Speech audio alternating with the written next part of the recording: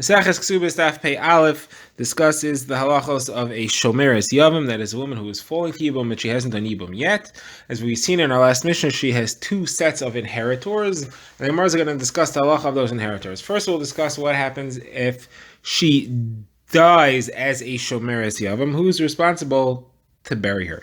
So we had seen the halachas are as follows. Shomeres yavam has a connection to her yavam, and she's also partially free from him. She's not married to him. She's not necessarily ever going to get married to him. She therefore has two completely different sets of inheritors. Her husband, her yavam that is, inherits her ksuba. When she was married, her husband owed her a ksuba. When her husband died and she fell to yibum, the obligation to pay that ksuba passed to the yavam. The yavam was going to pay it from the estate that he inherited from the dead brother. Now, if he were to do chalitza, he would owe that ksuba at that time as well. So when the shomeres yavam, when she dies, he no longer has to pay that ksuba. That's considered like the yavam inherited that ksuba because he doesn't have to pay it anymore. He also inherits another part of the ksuba, and that is nichsei tzayin barzel, property that she brought into the marriage that became his, and is written in the ksuba that has to be returned to her in their original value at the time that the marriage ends. But if she died first, it never has to be returned. So the yavam inherits all that as part of the estate that he gets from his dead brother.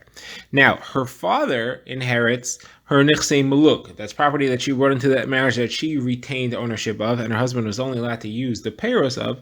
Her father gets that. So the question is, who has to pay for her funeral? Who has to pay the burial cost? Generally, the one who gets the ksuba is the one who has to pay the burial cost. So in a normal case where a woman died, her husband inherits her ksuba and her nichsei tzon barzel and her nichsei maluk, so he has to pay the burial cost. Here, the yavam inherits the amount written in the ksuba and the nichsei tzon barzel, but her father gets to keep her nichsei maluk.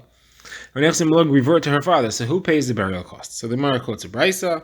There it says that shomeres yavam who dies, her yarshim, who are the ones who inherit her ksuba, meaning the basic payment of the ksuba, they are the ones that have to pay the funeral cost, and therefore it's referring to the yavam. Abai says we learned that in a Mishnah as well, and he quotes a Mishnah where it talks about an almana. It doesn't say that she's a shomeres yavam, but it does say that her inheritors, as she has two sets of inheritors. That shows that it must be a shomeres yavam. So the only lady who has two completely different sets of inheritors is the shomeres yavam. So it says that this almana, who is the shomeres yavam we've established, she gets support from her yisomim, from the children of her original husband, and her ma'aseh belong to her, and they don't have to pay her ksuba. Now this part is obviously not referring to shomeres yavam, because the shomeres yavam, her husband, can't have children. But so she gets support, and she has to give them her work. She has to give them her ma'aseh yadayim, and they don't have to pay the burial costs. The burial costs don't fall on the children. However, if she has multiple inheritors, now we're talking about shomeres yavam. So those who inherit ksuba, those are the ones who have to pay for the burial costs. And the ksuba here again refers to the simple 200 zuz and whatever he added onto that amount. And therefore you have a solid proof. So now the Gemara is a kasha. We're saying that the yavam has to pay the burial costs. So why should the yavam have to pay the burial costs? He should say, I inherited my brother. I inherited my brother's wife. I took over his entire estate and everything that he had. I don't have an obligation to bury her. The obligation to bury her was on the brother. I get the ksuba because because I got the entire estate. Why should I get the obligation to bury her as well? That was on him, not on me. So Gemara says, what do you mean? It's a very simple response to that. Who does he want to be? If he wants to step up in place of his brother and get his brother's wife as well as his entire estate, then he took the ksuba, then he needs to bury her. That's part of taking over the estate of the brother. If he doesn't want to bury her, then the ksuba that he got is void. He didn't have a right to get the ksuba. The fact that he took over the ksuba that was owed to the shomeres yavam, and now he's taking control of it, that goes along with the burial obligation. If he doesn't want to bury, he has to give her the ksuba back.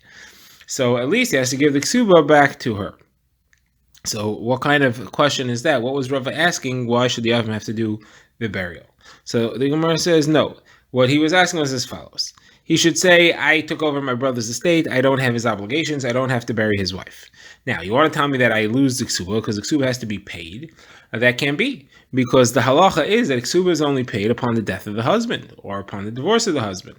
It says that in the ksuba itself. It says when you go free to marry somebody else, then you get your ksuba. But she's not free to marry somebody else. She tells zika to me. She says zika to the other. I'm like the husband now, and I'm alive. That's why her ksuba is not collectible at this moment. Yeah, if it would be collectible, I would have to pay it, but it's not collectible. So the Gemara says, hold on a second. Who's the one who says you could learn halachas out of the text of the ksuba itself? You're learning that as long as the husband's alive, he can't collect it. That's Beis Shammai's opinion. Beis Shammai is the one who holds that way. Where do you see?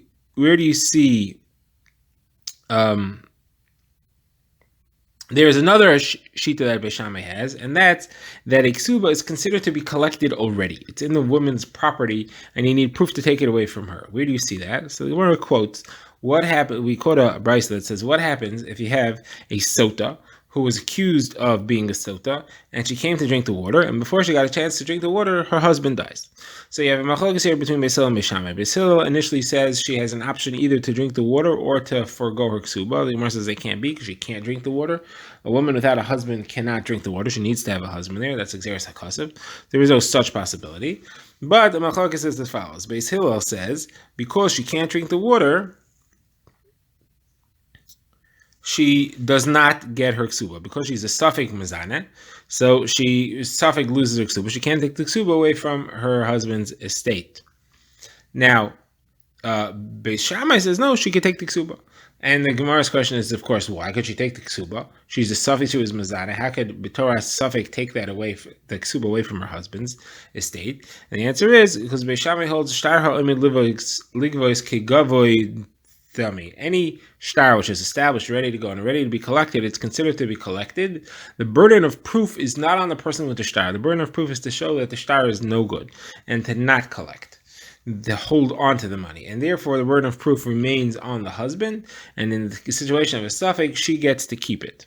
So there you have that Beis Shammai, they're the only ones who hold that you say a drush on the text of the shtar. They're the only ones who hold, therefore, you can't marry until they actually get married. But Beis Shammai hold that the ksuba is considered to be collected already. So if the ksuba is considered to be collected already, then it's like the lady has it. How could the yavam claim that he wants to hold on to it?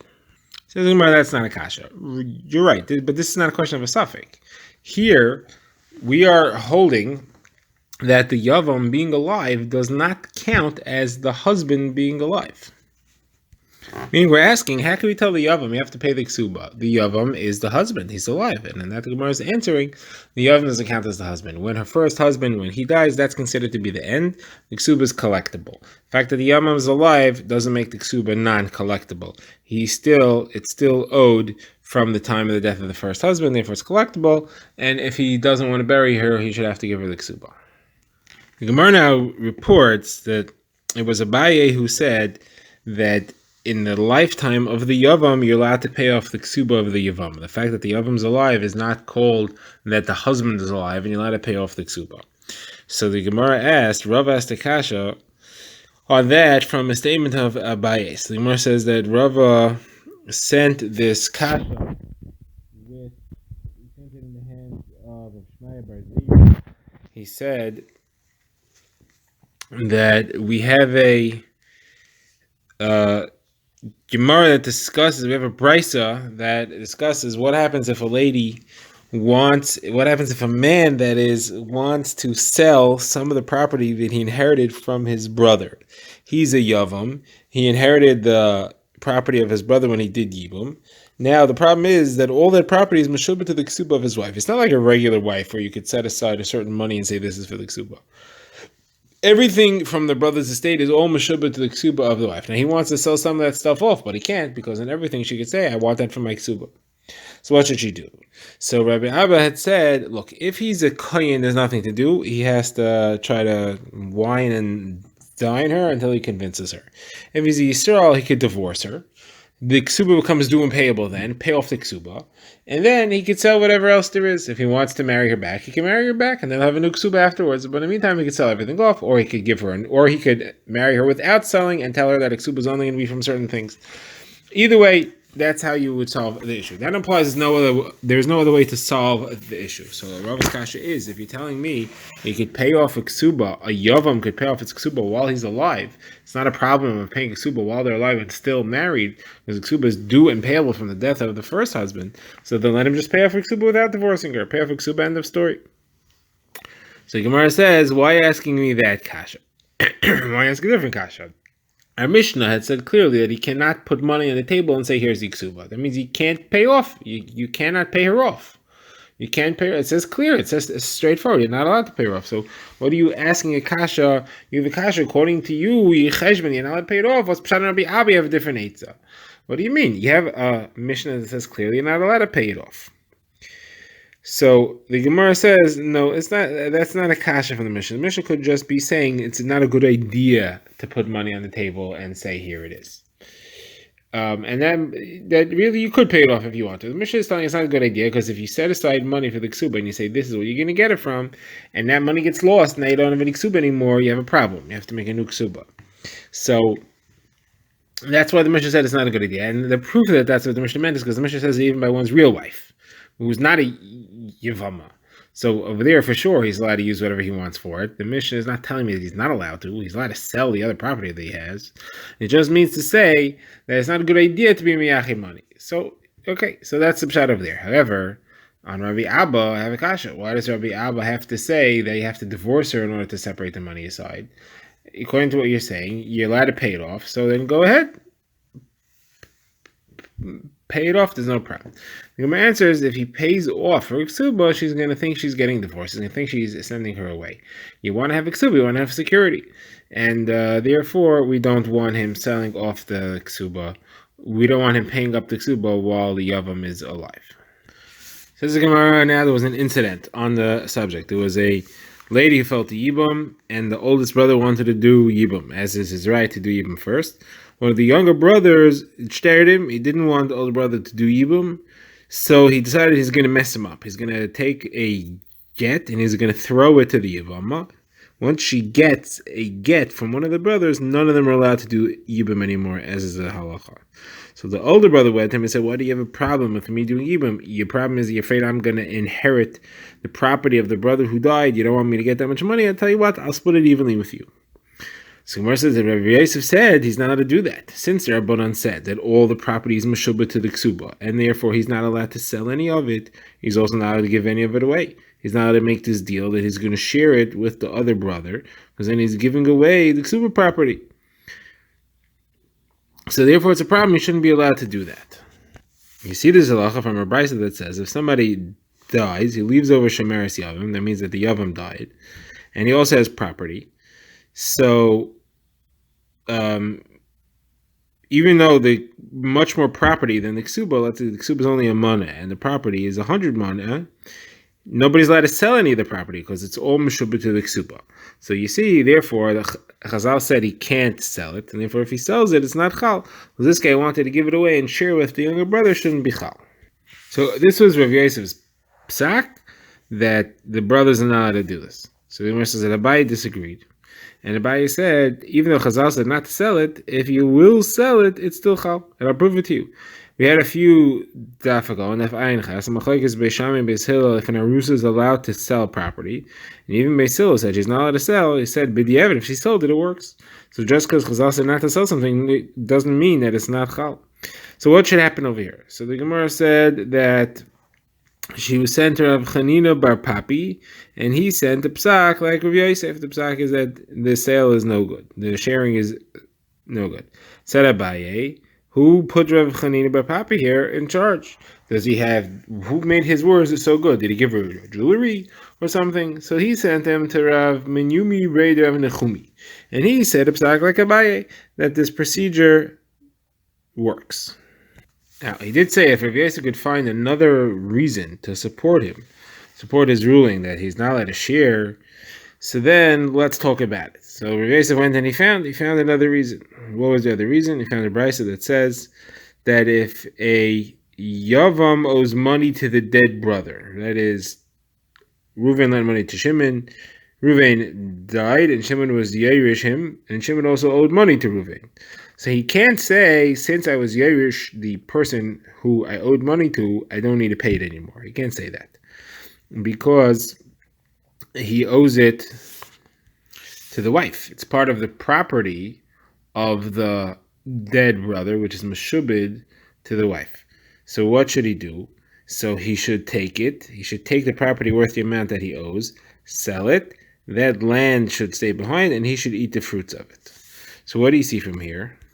That he is chayav to her, and therefore he has no right to take anything away from it. The best he could do is sell it, have it be her nichsim mulug almost, and he takes the payers from it.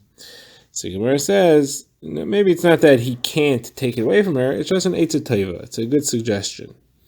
Because we want that he should be able to keep the land. So like this, he'll be able to take payers from it and use that to pay off the Kesubos. So Gemara says this is not an eitzah tova. The language here is we take it away from him and sell it.